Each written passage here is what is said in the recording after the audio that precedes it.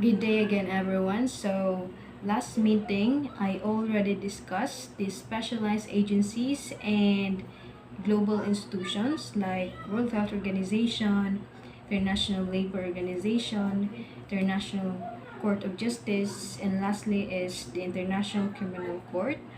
And for today, I'll continue with the next part, which is the non-state and informal institutions, and after that is the intergovernmental institutions. Let's start with the non-state and informal institutions. So these are groups that are not controlled by any government, but they still influence international relations. First is we have NGOs or non-governmental organizations.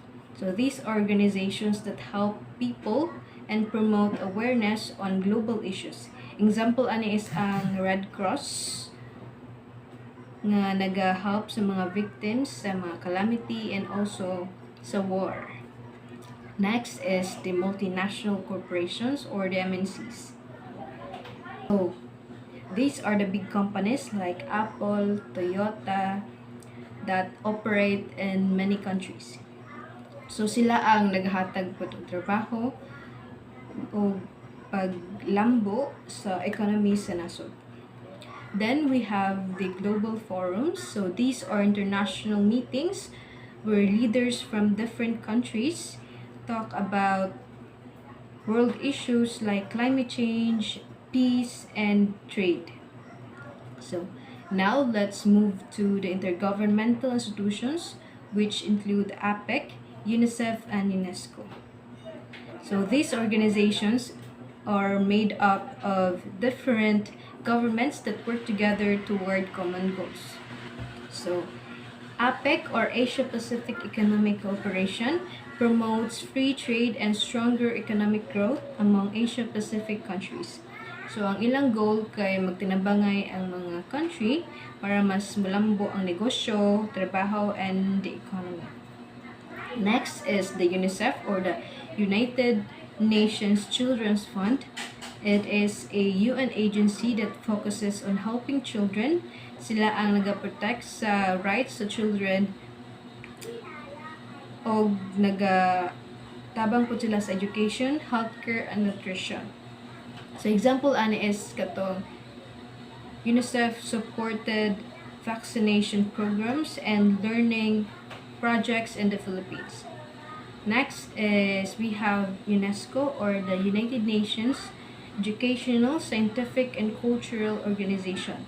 So this organization promote peace through education, science, and culture.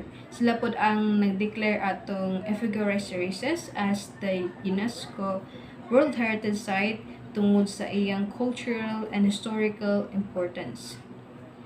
So, non-state institutions like NGOs, MNCs, and global forums are not controlled by any government but still help in solving global issues, while the intergovernmental institutions like APEC, UNICEF, and UNESCO are formed by governments working together to promote peace, cooperation, and development around the world.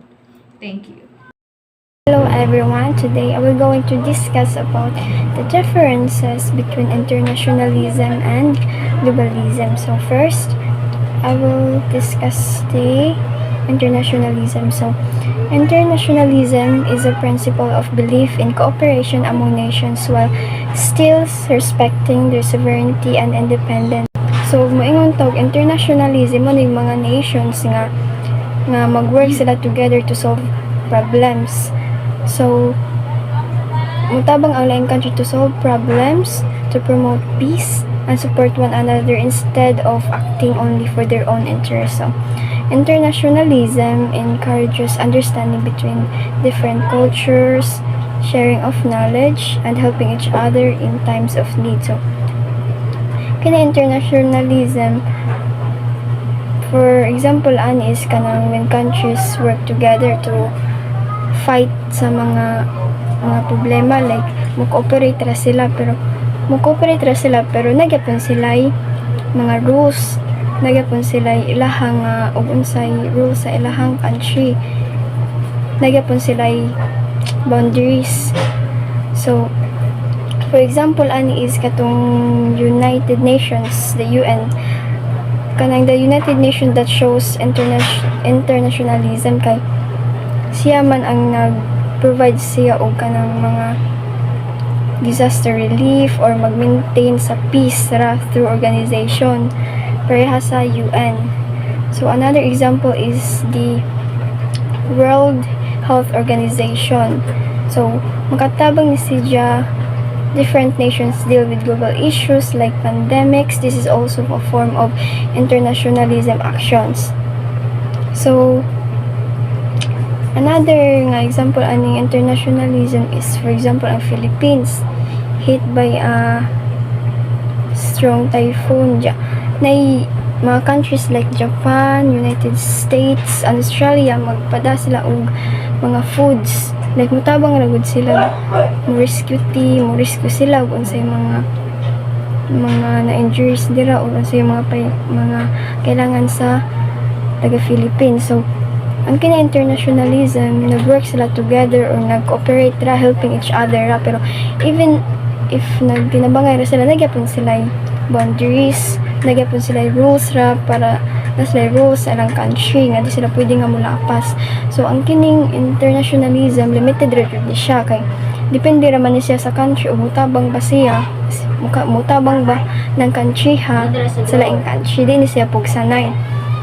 So limited ra jud ni siya mo nang sila nga mag-work sila together pero naa sila boundary.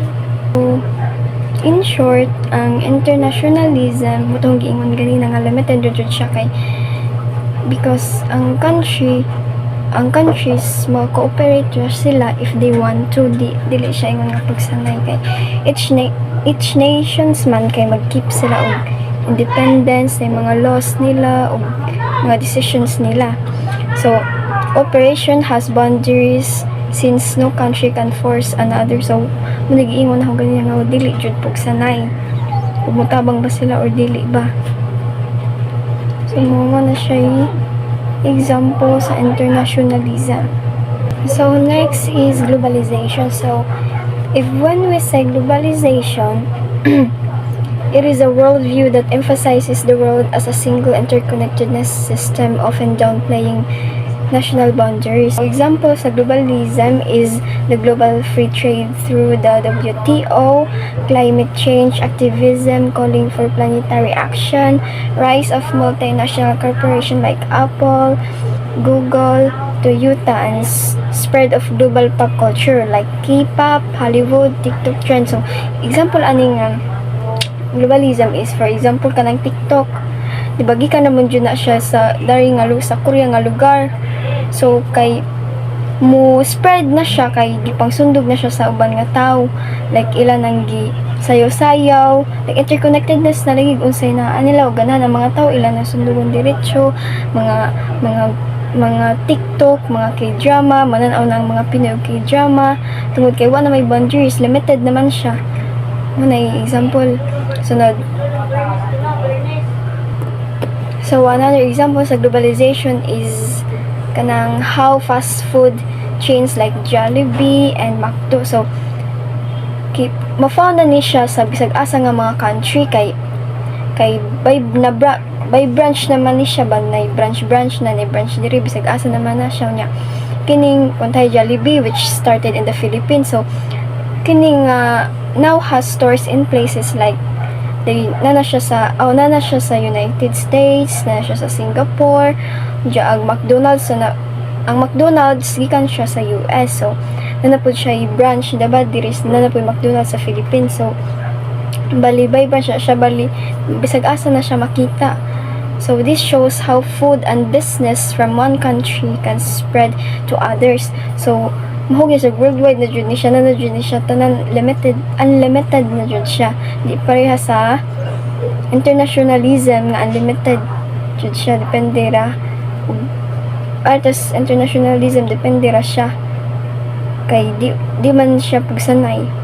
So kining globalism para sa yung ganina katong this shows food and business from one country can spread to others, so it helps people different places experience new things and connects the world through shared products and culture. So sa key differences sa internationalism, cooperation between sovereign states, respected and maintained multilateral agreements or diplomacy, state-state relations, UN, ASEAN, treaties between countries.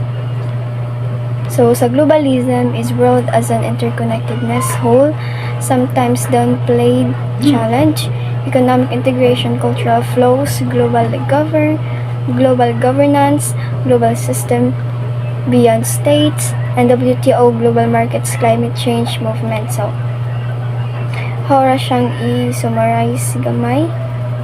Ngayon, internationalism, nag-focus ra ni siya og cooperation between countries. So it is about nations working together to solve problems, maintain peace, and help one another while still keeping their own identity and independence.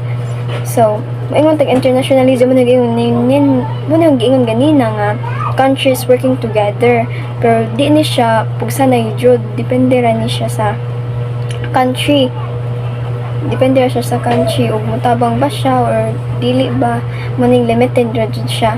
So maingon ta globalization mo ni siyang it is about connection and integration among countries, so through trade, technology, culture, and communication. So it makes the world more linked and interdependence in every life. So kining globalization or globalism mo ni siya unlimited siya kay kuan naman siya kanang worldwide naman siya. Countries become connected and interdependent siya. So, mora to